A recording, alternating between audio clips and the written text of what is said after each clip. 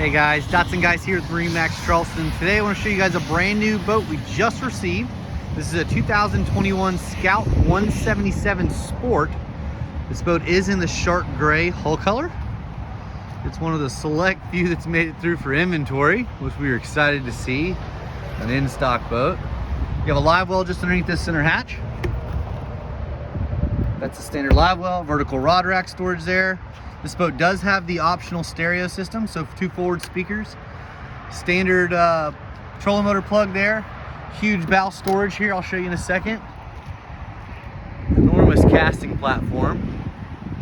I'll show you the back platform as well. This boat has the prop sitting in here, but there's a bucket storage down there that's recessed in there. Courtesy lights, there's our standard helm with steering knob, battery select switch there at the dash, as well as a stereo. Again, this boat we selected with. There's your 2 aft speakers in the back.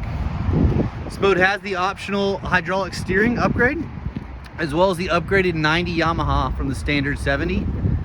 We did opt for the wedge on the back for the power pole if you decide to add one after the fact, as well as we opted this boat with the trim tabs.